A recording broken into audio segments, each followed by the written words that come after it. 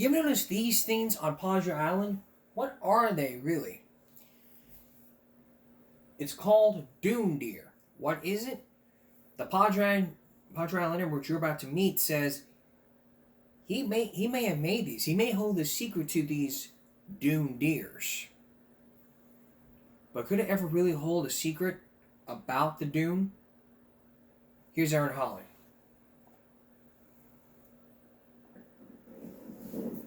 There's some new critters in the dunes on Padre Island. Okay, everybody, smiles. And it's not the coyotes you'd typically see up there. Well, I really like the surprise element. I love surprising people. They're called dune deer. Each of them has their own personality. They'll smile for the camera. They're a lot of fun to make. For over 50 years, Mike Thompson, a Corpus Christi native, has been coming to the beaches of Padre Island. We have a group of friends we call the Beach Bums, and we've been coming out here since we were teenagers. I've known some of these guys so long. A location filled with many memories, inspiring Mike to get creative. I used debris, like from palm trees or whatever, when the palms fall down. Debris from trees, Everyone says this is my best batch yet. putting smiles on strangers' faces. They come out here, they do their daily walks, and they're all like, wow, look at the deer. But the dune deer are more than just a sight to see. They have a deeper meaning to Mike. I also like to bring attention to our memorial back here. The deer, just one seasonal part of the Salty Souls Memorial made by Mike. I lost a good friend, a brother, Randy Thompson, and we wanted to, I told him, I'm not going to let them forget you. The deer surround the memorial with the purpose of remembering neighbors who have passed away. We lost a lot of friends, and over the years, a lot of them, this is my mom and dad, the people that have somebody on their picture up on the memorial, it's really special to them. Deer made out of fallen pieces of palm trees, representing a whole lot more. It makes me feel good. I just try to spread cheer. Spreading cheer and keeping the memory of fallen neighbors alive. Mike Thompson says he plans on taking his dune deer out here every holiday season for as long as he can. On Padre Island, I'm your neighborhood news reporter, Erin Holly, Chris 6 News. I might go see that this Wait, weekend. Try this instead. I might see that this. I might go over there this weekend and see it.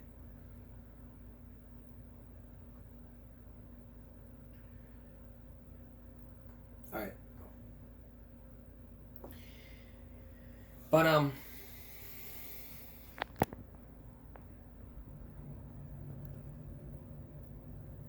there we go.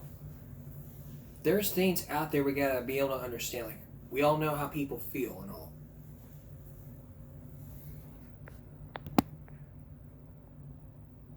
Yeah, hang on a second. There you go. We all get it, but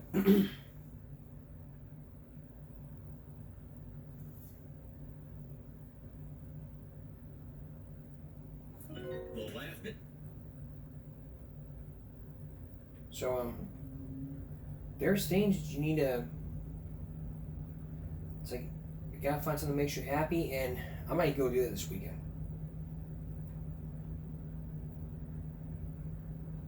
Okay.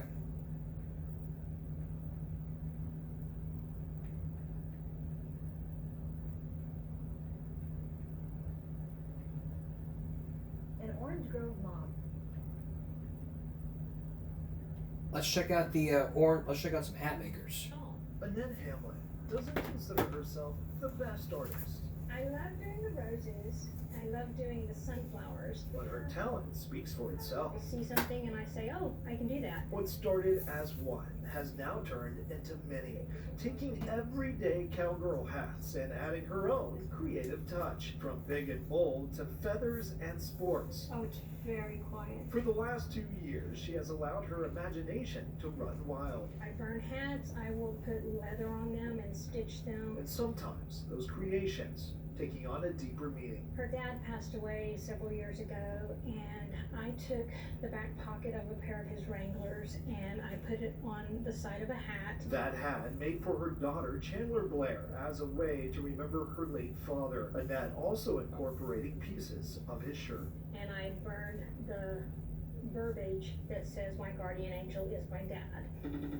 We spoke with Chandler through FaceTime, no doubt touched by the gesture. Something really pretty that I can wear and just made it more heartfelt. Annette never thought her hobby would turn into a business, and while she doesn't have a brick and mortar, she sells her customizations online at Blair's Blessings of Texas. She calls it therapeutic. I have been taking care of my mom for the last 4 years. Her craft allowing her to stay close by. This was just something that I could kind of drown myself in, but still be there for her. Patience and time. They take several hours to do. It's something that I want to keep doing. Definitely, I don't want to stop. Bill Churchwell, 3 News. At Bitdefender, we do Just something to keep on doing as you help out your community in Orange Grove, whether you and just help out and put a smile on people's faces. That's just the that's the way the world works here. And you may have an opinion about it, and I don't have common sense, so yeah, you know what else to say. This daughter, the daughter says, I don't want boys watching me urinate. The father was very angry. We're going to look into a school board meeting that even got parents studying, even the father saying to board members, you guys don't care, this, that, and the third. That's still ahead, so stay with us. There's an old saying that no good deed should go unpunished. Here's a question for you. Would you ever think about doing something right only to admit you did something wrong? In the story you're about to see, they thought they did the right thing, but it turns out they probably did something wrong. As like I said before, no good deed goes unpunished. So why would us taxpayers have to pay for doing the right thing? Well, it may be just, us paying for stupidity, I guess. Possibly not. Here's Deborah Roberts. Come on, girls. Over the hill. Go on. Bill Warren's family has been ranching along the Central California coast for 5 generations. Come on. He runs the 9,000-acre ranch now, but his parents, Florence and Walter, both 82, still pitch in. It's a hard, modest living. I have nephews, cousins, nieces. We all, when we need help, we call. They all come and help. But in a tucked-away ravine on the Warren homestead by the Santa Rosa Creek, this stunning landscape suddenly turns eerie. Trees are bare, cold, and dead. Strange weeds shoot out of the ground. Something went wrong here. Bill remembers the first hint of trouble. We went down through the stream, and 5 gentlemen came out of the bushes. And my hired hand said, maybe we better go investigate. But I got a feeling, don't fool with these guys. They were giving us these dirty looks. And I said, no, we'll take care of this later. But before he could, the police stepped in. This is KSDY Action News at 6. It's one of the biggest drug busts in San Luis Obispo County history. In September of 1993, state drug agents raided a small 40-acre piece of the Warren Ranch, rented out to a hired hand who said he wanted to plant vegetables. What investigators discovered was no crop, but a makeshift lab cooking a drug called methamphetamine, known on the street as crank. Like cocaine or crack, meth is an upper, a type of speed that can make the user violent. So they were back here just making a boatload of drugs. Yes. And you had no idea? No idea at all. Now this is, what, a few miles away from your ranch? Yeah, it's about 6 miles. As the bird flies, it's about 15 miles to drive. And you never could have seen this spot from the road? No, it's very well hidden down in here.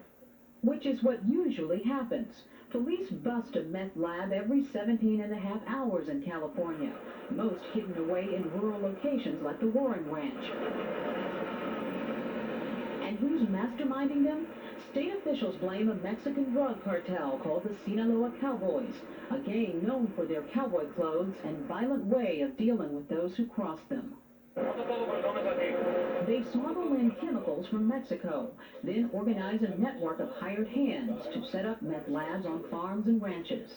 They sort of did the whole thing from beginning to end. Produce it, distribute it, have the sales involved in it. California Attorney General Dan Lundgren says crank labs are showing up all over the state. In California, my office was involved in closing down over 400 labs this last year. We are taking down, I believe, well over half of all the labs in the United States just here in the state of California. Police say the 17 men arrested at the Warren Ranch were part of the Sinaloa Cowboys. A major bust, investigators said. So these men were all arrested, Right. and you thought that was the end of the story?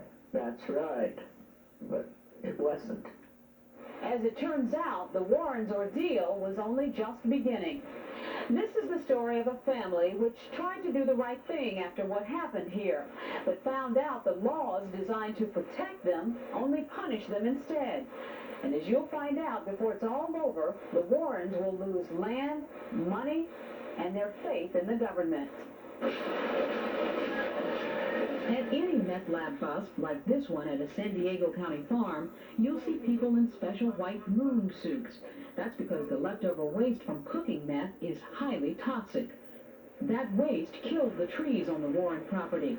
Drug makers simply poured the poison down a hole in the ground about 20 yards from Santa Rosa Creek. And guess who the state said now owned all that toxic waste and had to pay for the cleanup? The bills are being sent to you to clean it up. Exactly. The Warrens were trapped by the first of several laws that worked against them. A law meant for ranchers who foul their own land on purpose. You pay for the toxic cleanup. If we didn't pay it, and it would just put a lien against the property. Well, if you get a lien against the property, then you have, it's a mess to get it undone. Wasn't it your responsibility to know what was going on your property? We were just taking it. I mean, if you had a house and rented it to somebody, and they had a lab in the house, I guess you're supposed to, be liable for that house that you rented. I don't know. I think it's unfair. You can't just watch everything and everybody. Invoices soon piled up, digging the contaminated dirt, testing it, moving it. As the cost reached into the thousands, Bill pleaded for help from the state.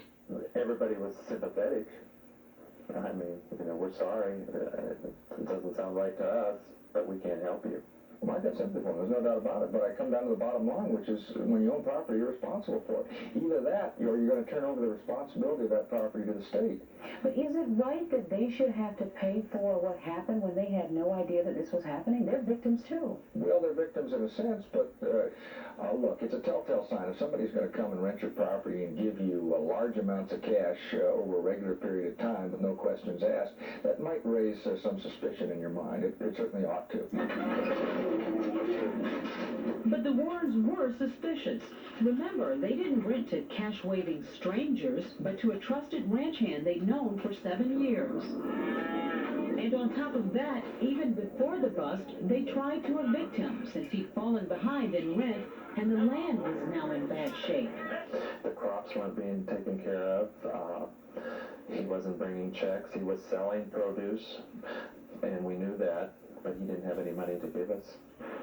But because the ranch hand had planted that crop, the Warrens were caught by state law again, a catch-22 that says landowners cannot evict a farmer until his crop is harvested. So essentially the law tied your hands. I mean, you couldn't get rid of this man. We couldn't get rid of him within, say, within 2 weeks you're out, or in a month you're out. It was when the crops were done, you're out. Later, as the bills kept coming in, the Warrens got this idea. They sent a letter to their state assemblyman asking that money seized in the bust be used to foot their cleanup bills. I thought, well, they'll use the money from what they picked up there to help clean up. Wrong again. California law says any money seized in drug raids must go back into law enforcement, nowhere else. I'm taking down over 400 labs a year. You take my money from our agency, who's going to take those down? More bills for the Warrens and another legal nightmare. Officials ordered the family to spread the contaminated soil on plastic over their own farmland to air out the poisons. Aerate is what they called it. They told you to do all this. Mm-hmm. Now, how did that affect the property that you threw it out on? Couldn't be used. It's still not being used today. So that field's just laying without being used for 3 years. That's costing money too. Now, there was a loophole in the law that finally could have worked for the Warrens. And so all this underground area was becoming full of Contaminated. contaminated. And right next to the creek over here. Right next to the creek. If they delayed their cleanup for just a few weeks, toxins would have seeped into nearby Santa Rosa Creek, the main water supply for the town of Cambria, population 3,000. If it had got into the water supply, then there was a ruling that said that the state can come in and clean that up, or the county, and it would have been on there. They would have done it. We wouldn't have to pay for it. But you worked to make sure it didn't get into the county water supply. Correct. We don't have to pollute our neighbors. We're not going to pollute our neighbors or the Cambria water supply, just so that the state can pick up the bill. They couldn't do that to a land and town their family had lived in since 1860. Folks in Cambria, when they heard about the problem, sent money. The Warrens, 5 generations proud, sent it back. So, the family paid all the bills. Final tally, just under $30,000. In ranch country, families save that kind of money for special taxes they have to pay when time comes to turn the land over to their kids. Now, that money is gone. It really made me sick. I really got sick over it. Isn't this, though, a case of state agencies sort of just shuffling the problem around? I mean, you say law enforcement can only do so much. Right. The EPA says they can only do so much. The toxic waste people say they can only do so much. So who can really help here? Hey, let's remember who those people are. I represent the taxpayers. The EPA represents the taxpayers. Toxic control people represent the taxpayers. The question is, should the taxpayers pay the primary burden of cleaning this up, or should the property owner? For the state, it's clear. But for the Warrens, it gets very personal. They know the Sinaloa Cowboys are still operating, moving their labs from one isolated place to another, just ahead of the state, which shuts the labs down one after the other. The Warrens, left in the wake of a game of hide-and-seek, feel they're the only ones who had to pay a price. If we knew what was happening, I think that law pertains to us. We should lose our property, or they should put us in jail, or we should pay for it. We didn't know what was going on in the drug lab. We thought it was just farming vegetables, and that was it. My parents aren't young. I mean, it hit them really hard. I mean, here they thought they've been doing right, and all of a sudden the government comes in and tells them, you know, you have a cleanup to do, and this, and makes you feel guilty when you're not even guilty. Walter and Florence Warren hope to turn over full ownership of their ranch to their son by next year. But to pay inheritance and other taxes, Bill Warren says he'll have to sell a large chunk of his family's land, perhaps as much as a few hundred acres. A few hundred acres? I mean, it's a game. I mean, it's drugs. I mean, we pay the bill. Don't expect the victims to pay the bill. Expect us taxpayers to pay the bill. It's like this, okay? It's like this. We pay the taxes, and our tax dollars should be going to law enforcement. The victims shouldn't have to pay for it. The victims live on their land. The victims witnessed the drug bust.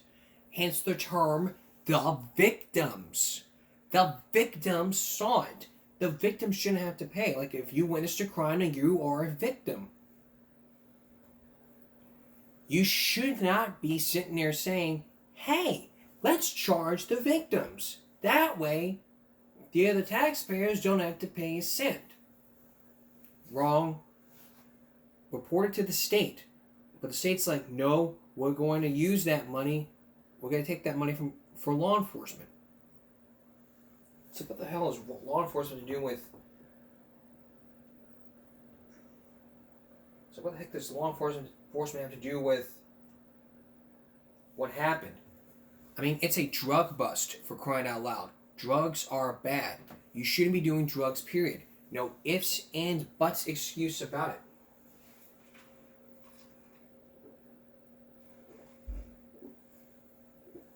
And if there's something that common sense should say is this.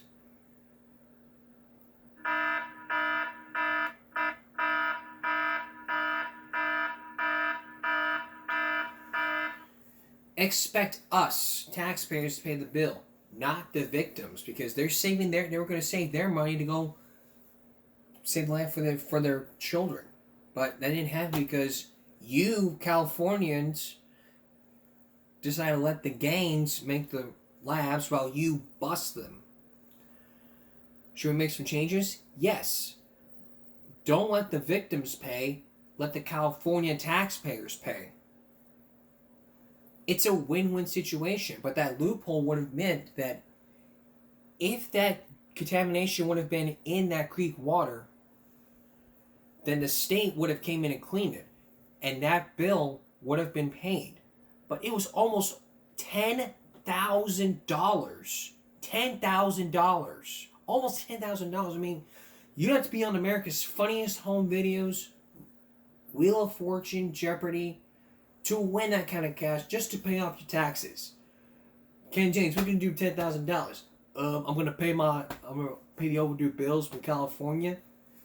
There was a drug bust.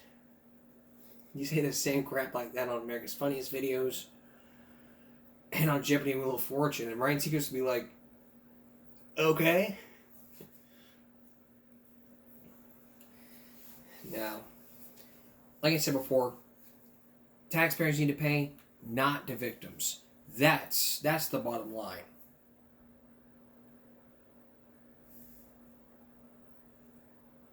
And it really shouldn't happen. It should not have happened at all. Still to come, a daughter pleads to the school board to not let little boys stare at her while she's going to the bathroom. That story when we come back. Stay with us. Aladdin. No, Beauty and the Beast. Aladdin. The Lion King. Almost 30 years ago, as we approach the 30th anniversary of what we're going to show you in our next story, this would even top the cake. If you remember watching Pocahontas when you were a little kid, Disney's animated motion picture, you might not seen what went on. Tonight we're going to show you. Tonight it's been years, and for the very first time tonight, we're going to show you the magic that took 4 years in the making of the legendary Pocahontas. So why did it take 4 years for Disney to even create this? It's a wonderful masterpiece, you know. An American heritage, you know. There's Pocahontas, there's John Smith, there's Governor Ratcliffe, there's Thomas, there's Nico, there's Pocahontas, there's Percy, there's Flit, there's Nakoma, Kocoum. The list just goes on and on and on. Tonight, magic in animation. So, abracadabra, alakazoo. Here's Katie Couric with our Give Me a Break State of the Art. Here's Katie Couric. You really put a lot of your heart into your drawings. I mean, you leave feeling tired at the end of the day. Glenn Keane is worried. He spent the last 4 years trying to figure out a woman. There's a feeling, there's an emotion, and I keep drawing and throwing stuff away until a drawing happens in front of me and a little bell goes off inside and you go, I hit it. The woman is Pocahontas, and everyone at Disney is hoping Glenn Keane's bell rings true. People, I guess, can't live like that. We all must pay a price.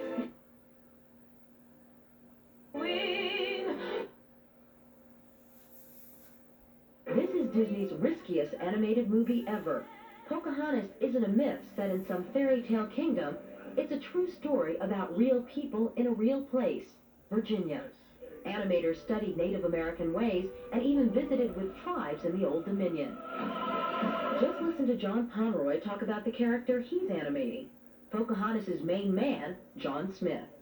He's very frightened about self-examination because he may find out there's a big hole in his personality, in his mental and spiritual life. You know you're not in the usual Disney territory. This is how we figure out what we're going to do with our story. John and Glenn had the biggest challenge in this film, drawing Sequence 11, the scene where the Indian princess and English settler have their very first encounter. Where it's focused on her for quite some time, and the mist is kind of going in front This of is her. that magical electric moment that he'll never forget. I mean, when he went back to England, this is the image that he thought of for that whole way back. And if you don't buy it, you won't buy the whole movie. Unlike past Disney hits, no one will burst into song here when they meet. In fact, there won't even be much dialogue in the scene. The pressure is on. Nobody's going to save you up there on the screen. If you do a drawing and suddenly her eye goes, does something weird, the audience goes, oh, that's right, this is just a cartoon. What am I getting all caught up in this for, you know? Just around the river bend. To show you how Pocahontas is brought to life, we have to take a few steps back, because animated movies don't begin with pen and ink. They actually start with words and music.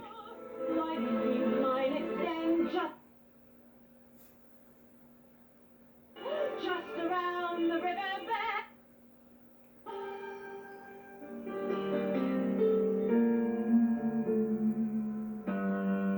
Before a script, before any drawing, composer Alan Menken and lyricist Stephen Schwartz sit down and write the songs. We'll look at the outline, we'll say, we'll song spot. We'll say, probably there's a song there, probably this whole scene will become a song. And we'll begin, and then from that point on, it kind of ping-pongs back and forth. Yeah. In 1607, we sailed the open sea. Animators then begin to storyboard the songs with simple drawings that show how those scenes might look. Be rich and free, or so we have been told by the Virginia Company. Come on, Nico! Meanwhile, a script is finished and actors record dialogue. All the Indians in the film are played by real Native Americans. You do not like the necklace? I'm John Smith.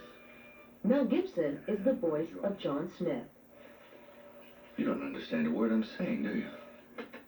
You don't understand a word I'm saying, do you? The animators use the dialogue to get a hook on how a character looks. I know while you were drawing Pocahontas, you would try to listen to her voice. So how would that help you?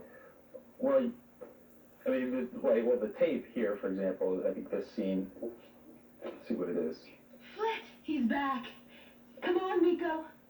And the way she breathes, I can hear in her breath. And if she goes, I have to animate her shoulders coming up and her eyes opening a little bit, and just the way her movements. And then how do I say John Smith? Well, Or John Smith. John Smith, I think, is a John little more of a Smith. kind of, Okay. But what if Disney suddenly asked me to be Pocahontas? Would that change her? Directors Mike Gabriel and Eric Goldberg led me through a recording session to see how I'd measure up. You have the most unusual name, too. John Smith. that was pretty good. That was good. There's a little bit of a jaja on John, but... John, did she do, John? No, you did. I did. Oh, well, I think I added that. I think it adds to the story. Let's go take 3. You have the most unusual name, too. John Smith. Bingo. Right on the money. Great, very nice. Is this woman who did the voice of Pocahontas under contract? Oh well, on with the voices of actors under contract, the drawing begins. I'd like to talk about the moment where Pocahontas and John Smith meet each other. Glenn Keane, clearly worried about Sequence 11, called in his team of 18 animators to do some strategy. It's the moment that's going to, I think, make this picture really unique, and if we can pull it off, it's going to make the picture work from this point on. He plays a video of storyboards he's done for the scene, mixed in with some sound effects and dialogue. I'm John Smith. No, No, wait. Okay. So, good luck. I mean, it's going to be a challenge, but... At the same time, other animators work on secondary characters. Nick Ranieri is drawing Nico, Pocahontas' raccoon friend. Nico started out as a talking turkey named Red Feather, but when the movie took a more realistic turn, talking animals were dropped, and Nick immersed himself in raccoons instead. This place is crawling with raccoons. I mean, whoops, they're everywhere. There's a raccoon puppet. Yeah. Do you get sick of raccoons? I mean, when you're done with a project like this, you're like, yuck. Well, I don't know. Hey, raccoons pay my salary. Okay, let's take a look at this. Within a few weeks, Glenn is ready to show directors Mike and Eric a rough 3-second clip from Sequence 11. Everyone's first glimpse of Pocahontas comes to life. Pocahontas is probably the most subtle character we've animated, where you're just animating a slight little lower eyelid. I mean, I would experiment with this. I think, can we do this? Can the audience really see that kind of a subtle expression? In fact, you try it on your family at the dinner table, wouldn't you? Oh yeah, with my wife, Linda would sit there and okay, I'm just going to have a blank face, and then I'm going to just lift the corner of my mouth. Just a little bit. And she goes, what are you doing? What are you making that face for? Ah, you saw it. That's good. You can see it. Is there enough in her eyes, do you think, if this is the first moment that we see her looking at him? The directors think it may be too subtle. They tell Glenn to keep working. This is also a tough time for music men Alan Menken and Stephen Schwartz. 8 songs get tossed out because they just don't work in the story anymore. Songs like these. I hear a different drummer dancing in my head. And, we all live in the middle of the river. Da-da-da. Or, powerful magic, da-da-da, powerful magic, da-da-da. By September of 1994, 3 years after someone said, hey, let's do a movie about Pocahontas, Glenn Keane and John Pomeroy finally have this rough version of Sequence 11. It's a daring sequence because in animation, everyone feels a need to have the characters vocally emoting. Finally, they took a chance with trying to depict a truly strong emotional moment with just silence and stillness. But the 4-year track is far from over. So far, the process for Glenn Keane and the other animators is pretty much the same as it's been since Walt Disney first picked up a pen. But at this point, technology takes over, and normally our story would end here at this restricted area. But for the first time ever, Disney is allowing cameras inside their computer lab so we can actually see the machines behind the magic. The computer takeover starts here. Each drawing for the movie, 24 drawings for every second of film, is photographed and loaded into Disney's special computer system. That goes to the ink and paint department. All the painstaking outline and color work that used to be done by hand is now done with computers. Once the color is in, the special effects department takes over. Here, Disney created a canoe for Pocahontas that looks and moves like a real one. They start out with this 3-dimensional wire sculpture of the canoe and Pocahontas, then add on hand-painted canoe artwork that's been programmed with Disney-invented software. Just around the riverbed. Meanwhile, layout artists hand-paint thousands of huge landscapes, backgrounds for the action in Pocahontas. Characters and backgrounds are married by computer, then go through a final check frame by frame to make sure there are no flaws.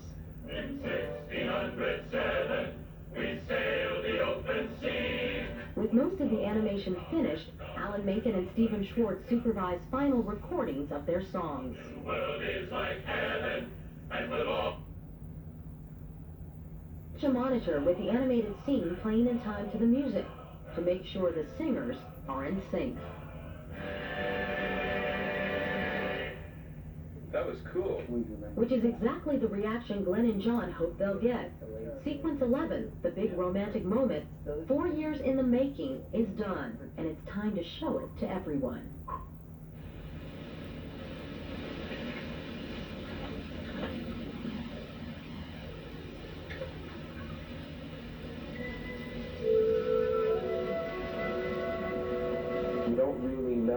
chance taking is going to finally pay off until you see it all cut together with some sound and some music and some color.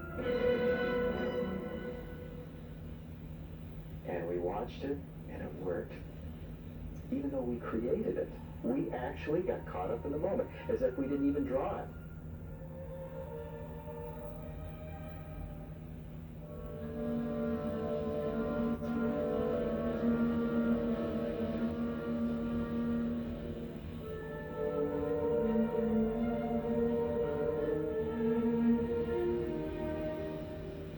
We did what we set out to do because we made a whole group of people come in and look at a piece of paper and forget that it was a piece of paper.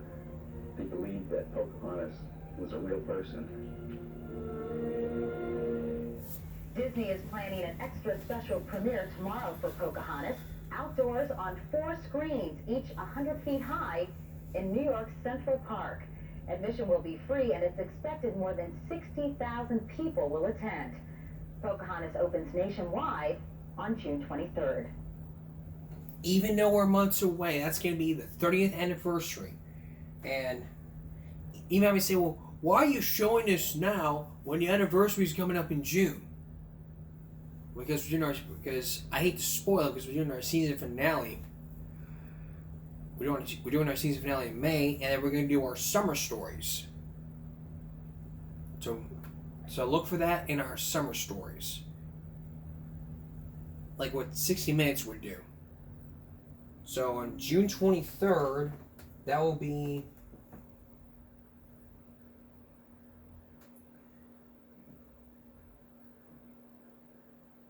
That'll be on Monday. We'll do our summer story where we say, as we first told you back in January, it took one scene to get it right. And that scene's what we showed you. Come next time, we're going to look back years ago how they made the great animated film Beauty and the Beast with smash box office ratings. That's probably coming up on a Friday. But now something very serious here. When we come back, a father and daughter confront a school board, saying that his daughter went to the bathroom and a boy watched her peeing. It's just outrageous. Please stay with us. What you are about to hear in this next story is pretty shocking. Here's a question for you. As a parent, how would you feel if your child came home from school and told you that somebody was watching him or her watching me in the bathroom?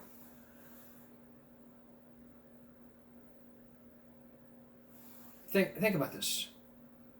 How would you react if that ever happened to you? Your child comes home one day in school and he comes to you and says, somebody was watching me in the bathroom, watching me peeing. Well, it doesn't make sense. It doesn't make sense. Only in North Carolina. That's what happened in Cabarrus County in North Carolina. The story which you're about to see would even make parents sick, and a father and daughter standing up for themselves, and for other parents saying, enough is enough. Nobody knows common sense. Tonight, you be the judge of this case. Take a look. Brandon Matthews.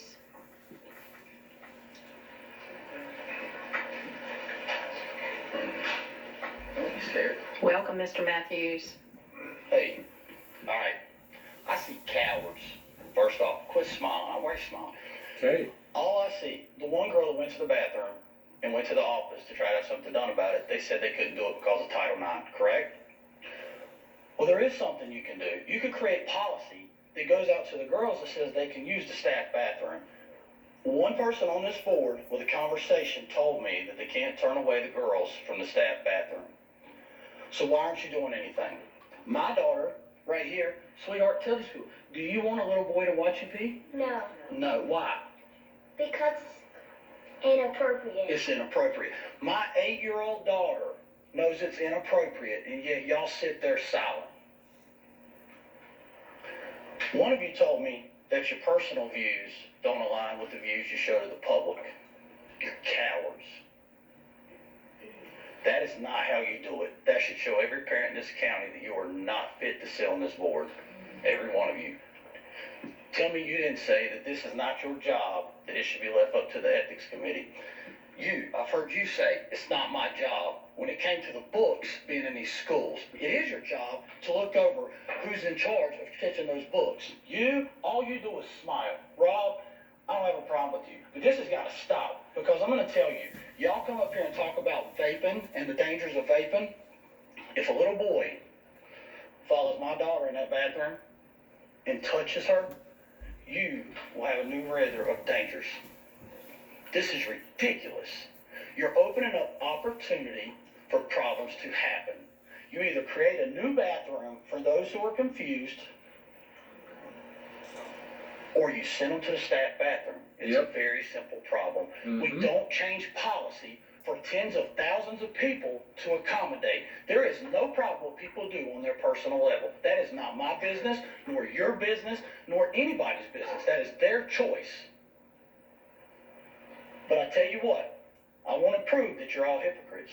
Because each of you ladies, I want you to invite your husbands. And let's go to the bathroom. And I want them to watch me watch you use the bathroom. And let's see if they get mad.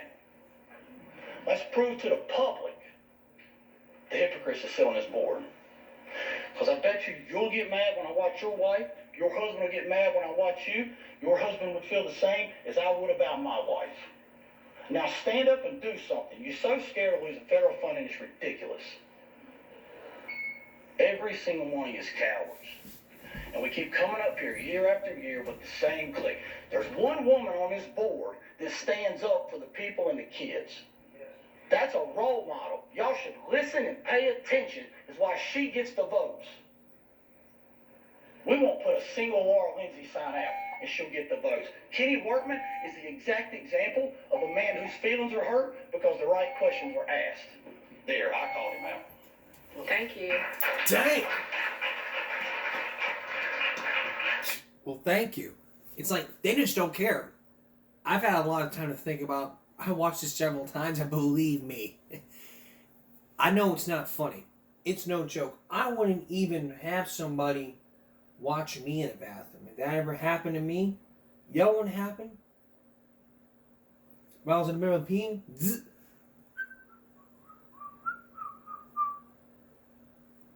What's going on? Get the fuck out of here! I would not have somebody watch me go into the bathroom. That is disgusting. That is very disgusting. This got almost over 9 because of Title IX. It says, Carabosse County board members approved Joe Biden's new Title IX policy that allows boys and girls places. A father therefore declined to confront them. So what is Title IX? Well, when Joe Biden was president, he created Title IX.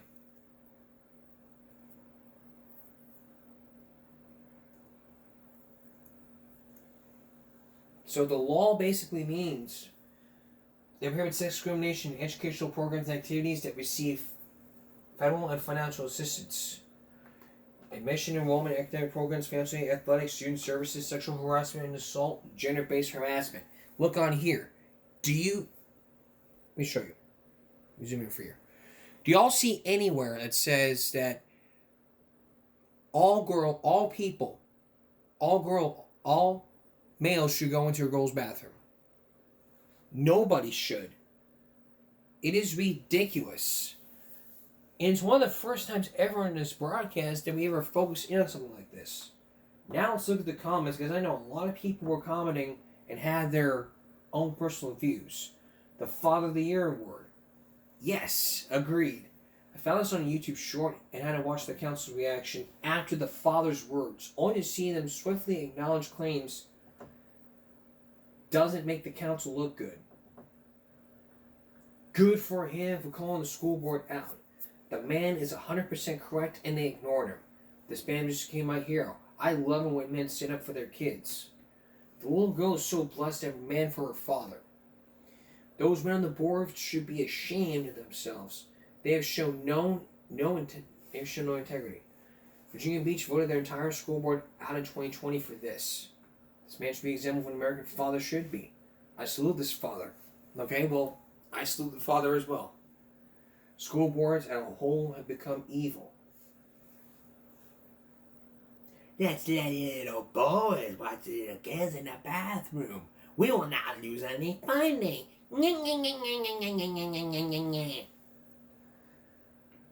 His 8-year-old daughter is better than those board members.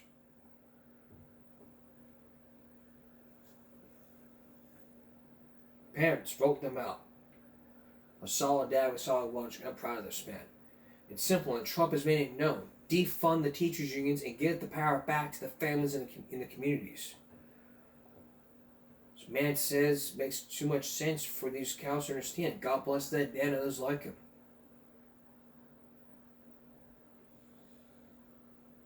Create a bathroom for those who are confused. Boys' bathroom, girls' bathroom.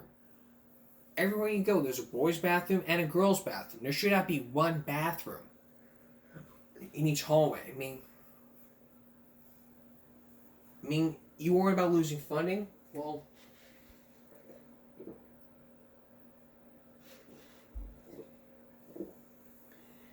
after seeing something like that, hearing something like that, you might lose funding unless you change. I would never allow this in my school. People would get hurt. Simple. Wow, that dad's point about spouses in bathrooms was an epic response. But yeah, if you were to do that, then yeah, if you were to do that, then, you know, they'd be like, you know what, this guy's right. We need to do something about this. So they tried going to the principal. And she did the right thing, and went to the principal, and they said they couldn't do anything about it because of Title IX. You know, you can create policies. The victim was a little girl. She was watched by a boy. I'll tell you, I would not watch a girl in a bathroom. I would never go into a girl's bathroom. Never. It is inappropriate. It is wrong. It is disgusting. It is not. It is wrong. It is wrong. It is exposing. And I don't want that ever happening. Not to my nephew. My nephew actually went to the girls' bathroom. Then I'd be like, whoa. I'm sorry, man.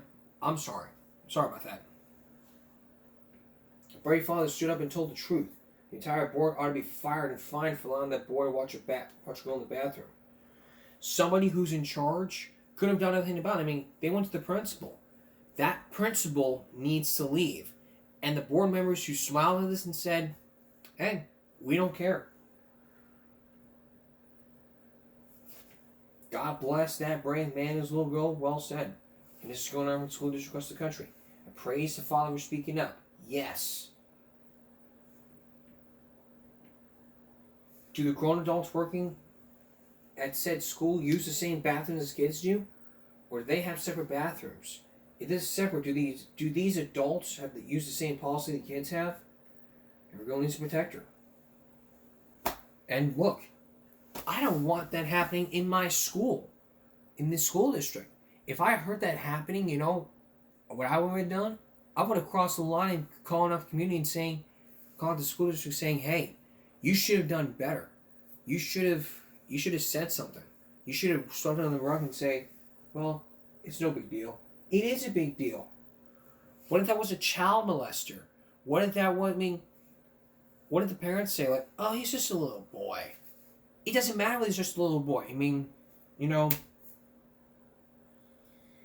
I often said that I would not involve spanking, hitting your kids, but it's why how do you write bureaucracy? I mean, they're worried about, you know, losing funding.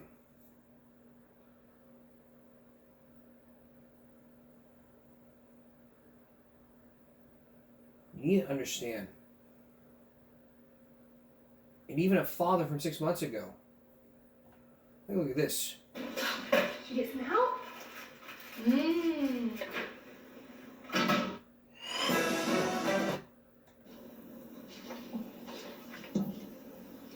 know when your timer started? Good evening, Mr. Porter. Okay, so now that you're done jerking each other off with a bunch of trophies and participation certificates, here's the truth. You guys don't care about the disabled kids because my disabled son was deaf. You put him in with a bunch of disruptive kids, okay? Bad kids at Bester Elementary. There was no sign language interpreter, no instruction for sign language. We applied to Maryland School for the Deaf. He was accepted in December. He was supposed to be transferred in January. Dr. Annette Walters refused to sign the Board of Education form to transfer him to Maryland School for the Deaf. January, February, March, April, mid-April, I came in screaming about civil rights lawsuits and everything else, and then they immediately processed a transfer in May. 5 months late, he was transferred to a place where they could teach him sign language, where he was around other deaf and disabled children with similar abilities as him, so that he could have a normal life and actually communicate with kids and not get into fights every single day. He came home crying from Bester Elementary School every single day he went there because he got into fights with kids who didn't understand him because he was deaf. He couldn't talk, he couldn't sign, he didn't know anything. We were doing the best that we could, but you guys left him there. No child left behind. You people sit up here, waste millions of dollars, hire people with fake names like this Steve Edwards guy who's using a stage name to conduct official business, which in the state of Maryland, if he's signing contracts and legal documents, I believe is the crime of uttering, which is a felony. But you decide to leave my disabled son in with a bunch of bad kids at Bester Elementary to get his kicked on a daily basis because you didn't want to give up the funding you get from state, federal, and local. Okay, you didn't want to give up money, so you didn't allow him to get transferred until I came in and went psychotic in your lobby. And then you did. So everything that over there said about how great you are caring about the kids is an absolute lie, Miss Williams. You should step down. You're a disgrace.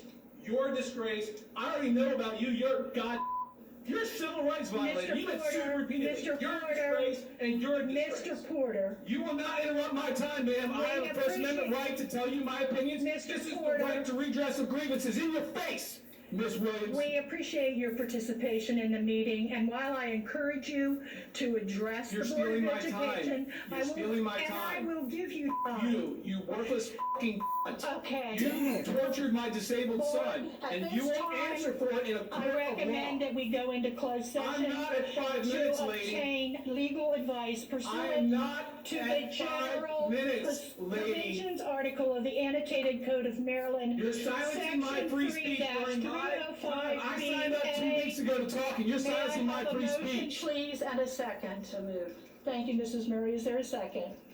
You guys are going to silence my free speech because you don't like what I'm saying. That's viewpoint discrimination. Mr. Porter, while I appreciate your participation, no, you don't. Would you please refrain from using profanity in your comments? First Amendment, freedom of speech, that's my opinion of your job. You're doing a shitty job. You're an awful god. No disrespectful person to that lady today. And a week ago to Darrell Evans, I watched you condescend a fellow board member like he was a 2-year-old. You chastised him for disagreeing with you. Lady, you know everything that's wrong with the bureaucracy that's here in this building. Downsville Pike is a disgrace. The teachers are doing a great job in this county, like the people that got the awards. But people like you hamstring their abilities to teach children like mine. You're a f***ing disgrace. F*** you. Have a good day. Damn.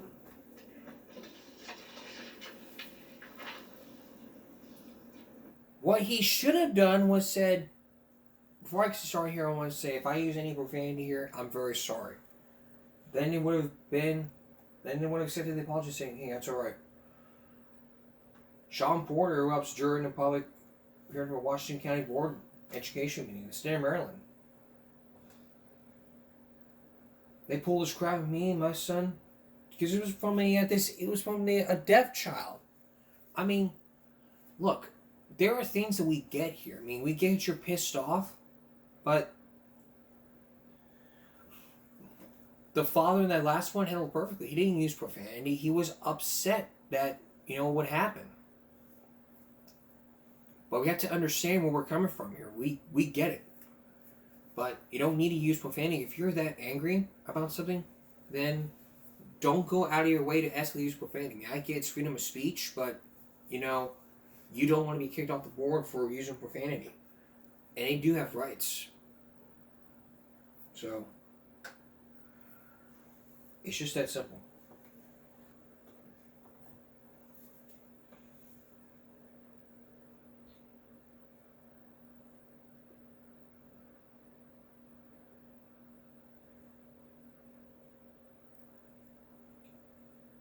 It's just that simple, really.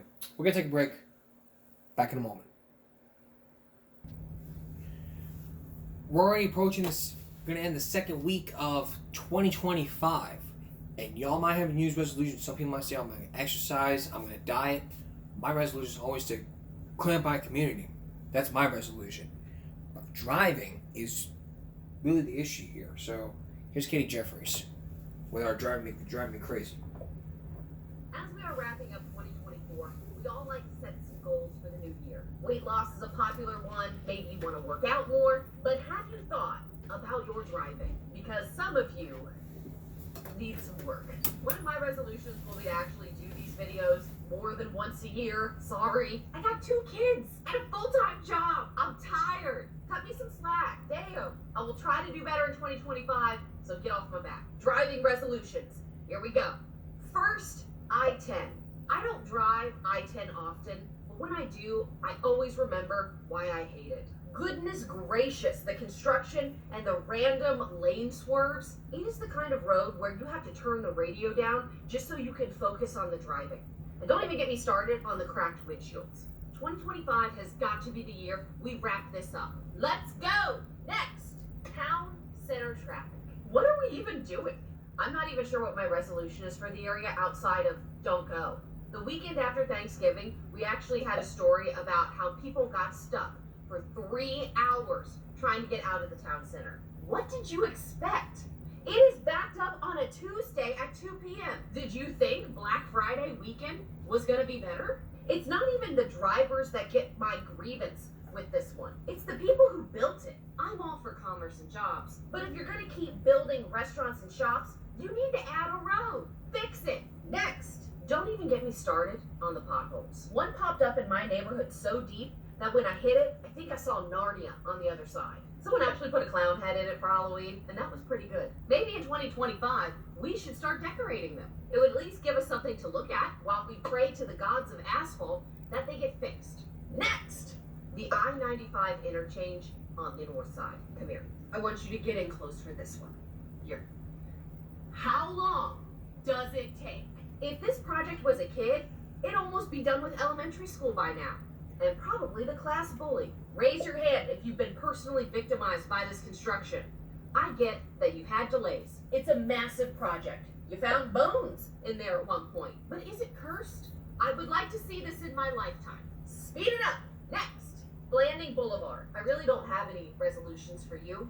I just want you to know that I still hate you. Now, a lot of those driving resolutions are in the hands of construction companies. But you, my fellow driver, I have a resolution for you. Maybe the best thing you can do, and I rarely say this, but is to not be like Michael Jordan. You don't need to take it personally. Not everything people do on the road is focused on hurting you. So just let it go. I know it sucks when somebody cuts you off, but just move on. Everybody is fighting their own battles, probably having mental breakdowns in the car. Just let it go. I'm gonna try to not be mad when I get caught by the Main Street Bridge and the San Marco train in one outing. Instead, I'm gonna consider that like a peak Jacksonville experience. And I may go get a pup sub to celebrate. Let's just all try to be a bit better in 2025 and use those turn signals. Just that simple. Use those turn signals. Not that hard. Use a freaking blinker. Use a blinker, it'll change your life. It'll change your life, and hopefully won't end your life.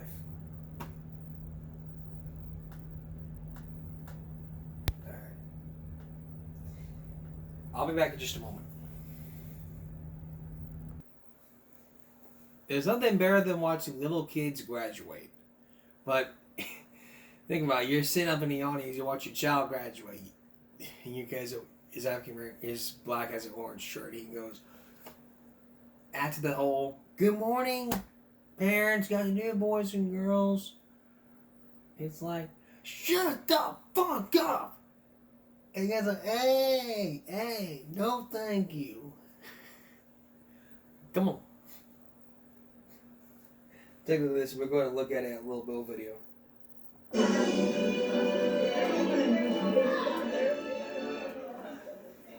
parents. Good afternoon, boys and girls.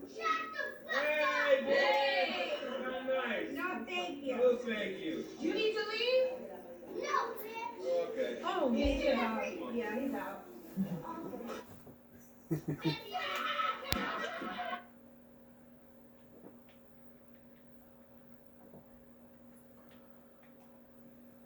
I think I saw it on a Go Anime video, so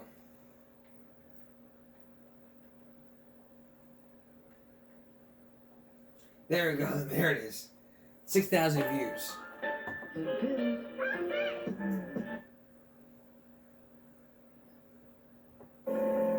There you go.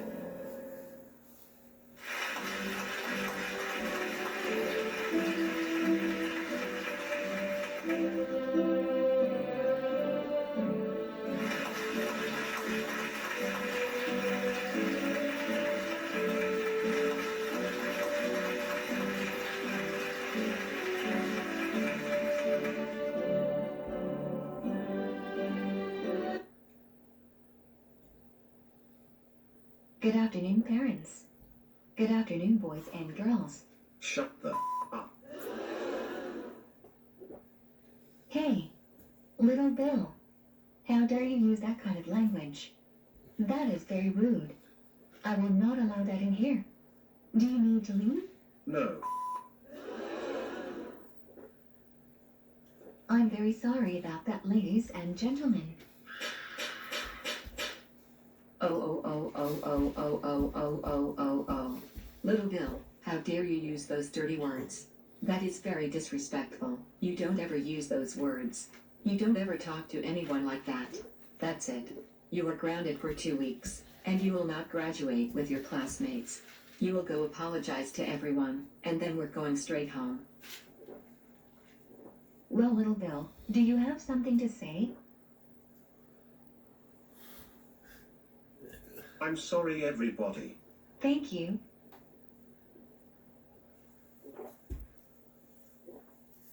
Now, son, where did you hear those words? I heard them on the radio, Dad. They were from a song. I thought it was cool. They're not cool, little Bill. Those are bad words, and you should never use them. Please don't do this ever again, okay? Okay, Dad. I'm sorry. I promise I won't do it again. That's what I like to hear.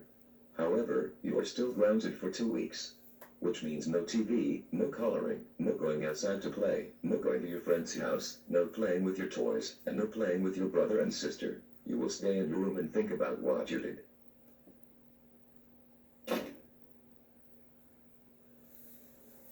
Wow. That's all for this edition of Give Me a Break Wednesday. We'll see you again for Give Me a Break Friday. Follow us here on YouTube and Give Me a Break. Stop bullying. Speak up. Concentration, not strength. No jaywalking. Good night.